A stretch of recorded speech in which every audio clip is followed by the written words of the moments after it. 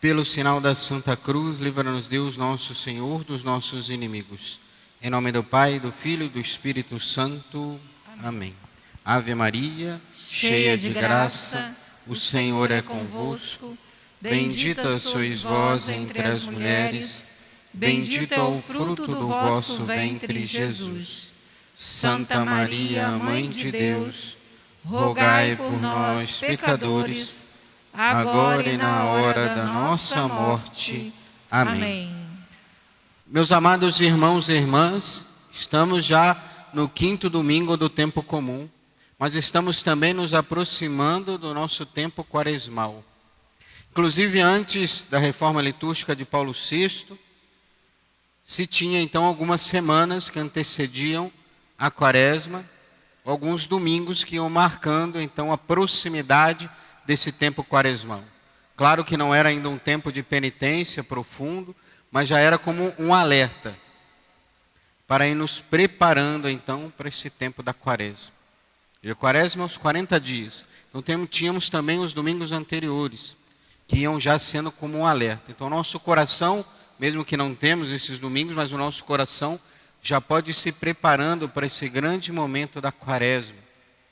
Já pensando nas penitências que vamos fazer, nas orações, preparando o nosso coração, a nossa alma, para esse grande momento penitencial que podemos viver, para também depois celebrarmos a grande Páscoa do Senhor.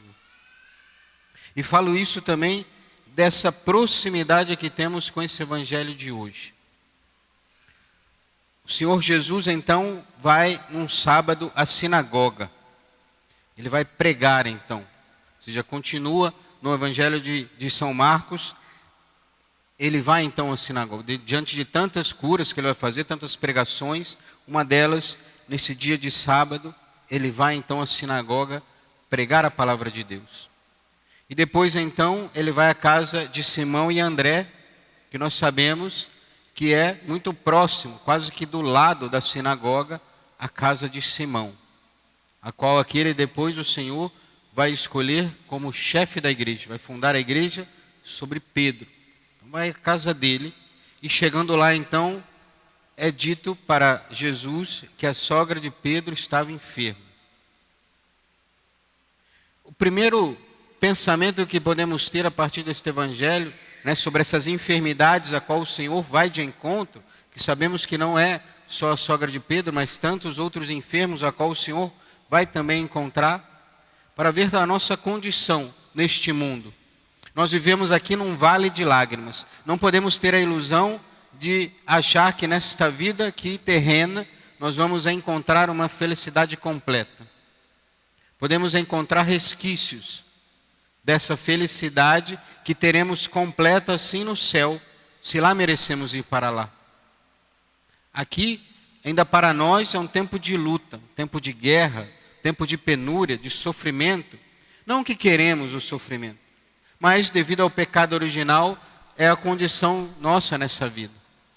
Temos que encarar que vamos passar por sofrimentos, por dificuldades, seja ela enfermidades no nosso corpo, seja ela a perda de alguém, dificuldades financeiras, seja ela qual for.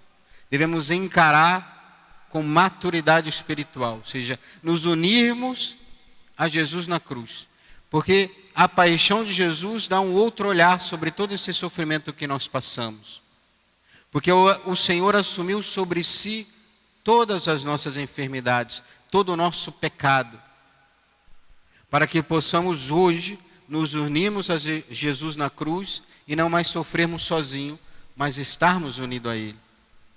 De saber que o Senhor vem ao nosso encontro, assim como foi ao encontro da sogra de Pedro, e Ele vai e estende a mão a ela, a sogra de Pedro, e coloca então ela de pé.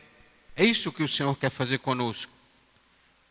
De olhar para nós, apesar das nossas enfermidades, dos nossos pecados, das nossas fraquezas, das nossas limitações, Ele estende a nossa mão, para sabermos que todas as vitórias que temos nesta vida, todo o levantar-se se dá pela graça de Deus. Que a nossa salvação também virá pela graça de Deus. Não é simplesmente por um esforço nosso, simplesmente pela obra que fazemos, pelo nosso ativismo, muitas vezes. Não são essas obras que irão nos salvar, mas é a graça de Deus.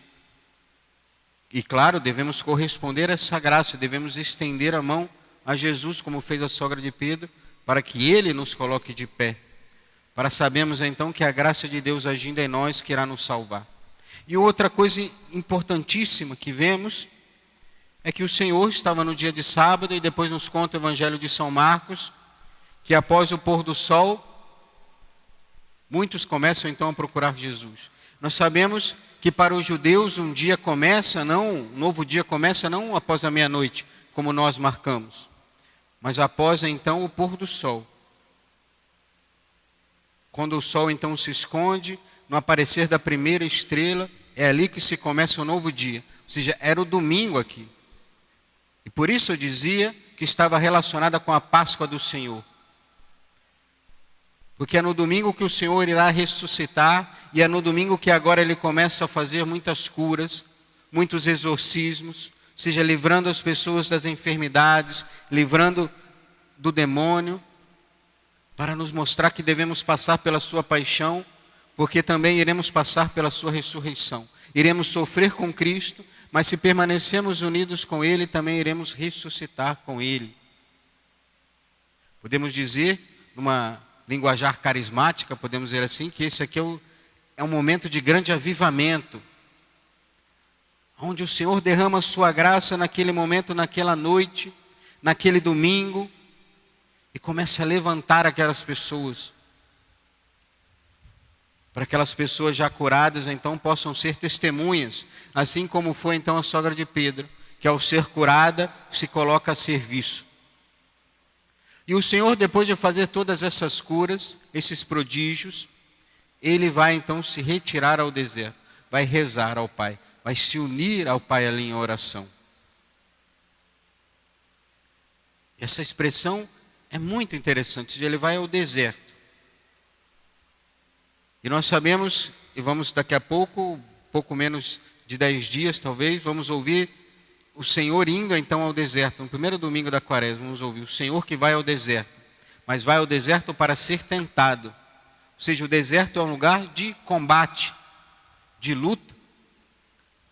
Por exemplo, na igreja primitiva, quando aqueles eremitas queriam se retirar ali do meio do povo para rezarem, viverem no deserto, eles não queriam somente a solidão, era também a solidão. Para se reunirem aí em oração, rezarem, estarem longe do mundo, para poderem se dedicar à oração, ao estudo. Mas eles sabiam que o deserto também é um lugar da luta. Por isso que eles iam também para o deserto, para combater. Ou seja, o Senhor se retira ao deserto, porque é a hora do combate. Esta vida nossa nesta terra é a hora do combate. Nós vamos ao deserto, mas nós não vamos sozinhos. Nós vamos com Cristo. Porque quando depois então o Senhor, da sua madrugada de oração, os apóstolos acordam ainda ao amanhecer, ainda neste domingo, e vão chamar então o Senhor, porque muitos estão procurando Ele. Mas Jesus diz o quê? Diz assim, nosso Senhor: vamos a outros lugares, às aldeias da redondeza. Devo pregar também ali, pois foi para isso que eu vim. Ou seja, para demonstrar então que a mensagem, que o reino de Deus é para todos. E a sua igreja então vai dar continuidade a esta pregação, para que essa palavra chegue a todos, para que esse levantar de uma vida nova seja para todos. Não só para aqueles que estavam ao redor de Jesus ali, começando a igreja de Cristo, mas essa palavra deve chegar a todos. Então por isso nós que também fomos tocados por essa palavra, pela palavra que traz vida, ou seja, o sacramento de Cristo, todos eles, os sacramentos da igreja, são também através da palavra de Cristo, que nos traz uma vida nova. Por exemplo, quando nós ouvimos do Padre, eu te absolvo dos teus pecados em nome do Pai, do Filho e do Espírito Santo, é uma vida nova que o Senhor nos dá ali, apaga os nossos pecados e nos transforma. Nós passamos pela paixão de Cristo e ressurgimos também pela sua ressurreição. Quando comungamos, a mesma coisa, como somos batizados, então somos introduzidos na igreja, por essa paixão de Cristo, passamos pela sua morte e pela sua ressurreição. Essa palavra viva de Cristo que deve chegar a todos. E não chegar de forma, às vezes, parcial, ou simplesmente aquilo que me agrada, eu assumo aquilo simplesmente aquilo que me agrada e passo também aquilo que me agrada. Pelo contrário, a palavra de Cristo deve ser transmitida integralmente. Na sua totalidade, deve ser vivida, mas também pregada, anunciada, ensinada na sua totalidade. Bom, por fim, tendo como exemplo um santo que celebramos há poucos dias, São João Bosco. Celebramos no último dia 31 de janeiro, esse grande santo, do século XIX, que dentre tantas coisas que ele disse, acredito uma profecia que ele fez, um sonho que ele teve, e digo relacionado com isso que eu estou falando, um dos sonhos, que até contei no dia de São João Bosco, e ele conta a seus jovens ali, seus adolescentes, que ele numa noite então, nesse sonho, ele viu uma barca. Nessa barca estava o Papa a conduzir, um homem de branco conduzindo essa barca, o clero, os cardeais junto ao Papa. Só que essa barca estava no mar sendo atacada por outros barcos.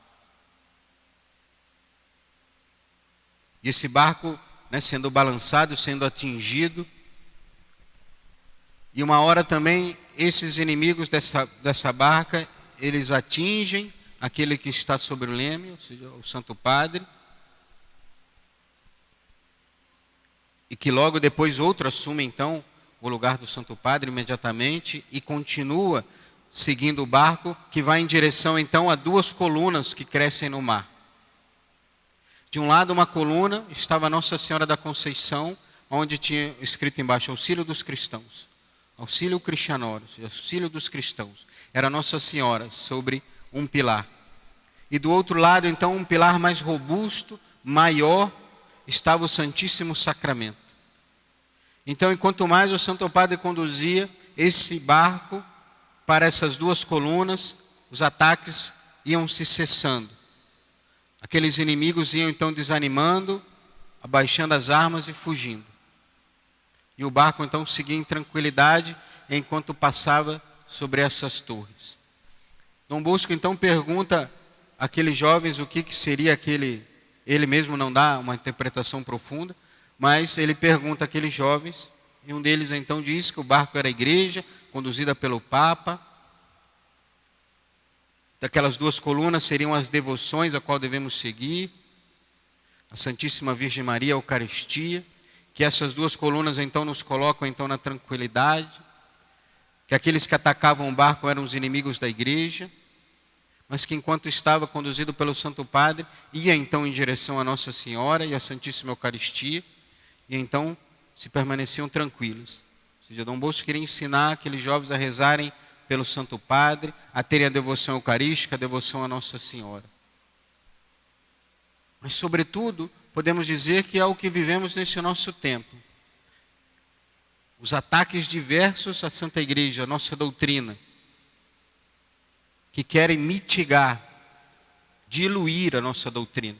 Ou seja, querem destruir por dentro.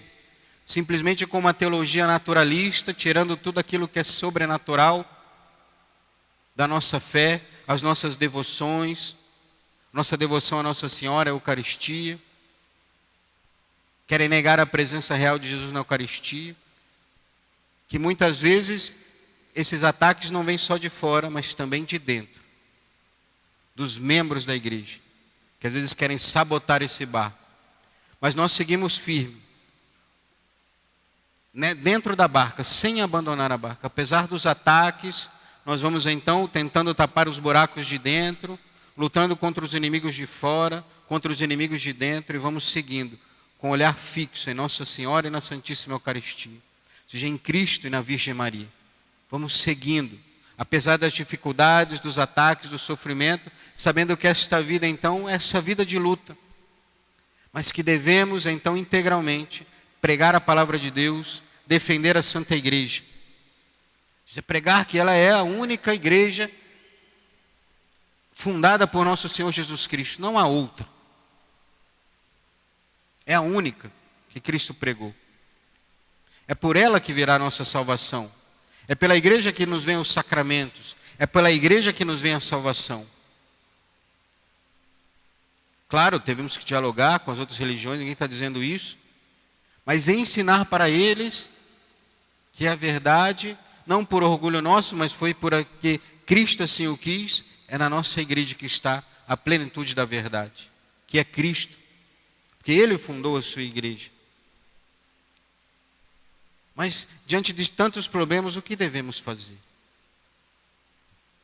O primeiro passo, então, é olhar para essas duas colunas do sonho de Dom Bosco. Olhar para Nossa Senhora e olhar para a Santíssima Eucaristia. Ou seja, cada vez mais amar profundamente a Santíssima Eucaristia, fazendo os visitos, estando na igreja ou não, na nossa casa, pedindo ao nosso anjo da guarda que visite as igrejas, visite os sacrários, aqueles sacrários mais abandonados, aqueles que estão sendo profanados, que naquele momento nosso da oração, nosso santo anjo possa ir visitar. Possamos o quanto mais comungar, mais fervorosamente, fazer uma boa ação de graça, estar com Jesus. E por outro lado também estar unido à Santíssima Virgem Maria. Ou seja, há soluções. Assim como a sogra de Pedro estendeu a mão para Jesus, nós devemos estender então, sabendo que é Ele que vai nos conduzir à verdade. Ele que vai nos conduzir. Ou seja, diante de todas as preocupações, as mazelas que podemos estar vivendo hoje, é olhar para Cristo, para a sua igreja. E saber que esse é o único caminho. Por mais difícil que seja, porque independente do caminho que seguirmos nesta vida, todos serão difíceis, todos terão sofrimentos. Podemos escolher estar com Cristo no sofrimento ou estar longe de Cristo. Queremos estar com Cristo até o fim, para então no céu, aí sim, lá viver a alegria total, completa, unida a Cristo. Está para sempre, pela eternidade toda alegre, lá sim no céu. Enquanto estivermos aqui, lutemos junto a Jesus e junto à Santíssima Virgem Maria para defender a sua igreja, defender a sua doutrina, até o fim, se preciso for, com o derramamento do nosso sangue. Que a Santíssima Virgem Maria, auxiliadora dos cristãos, que Dom Bosco nos ajude neste caminho de penura nesta terra. Louvado seja nosso Senhor Jesus Cristo, para sempre seja louvado, e sua mãe Maria Santíssima.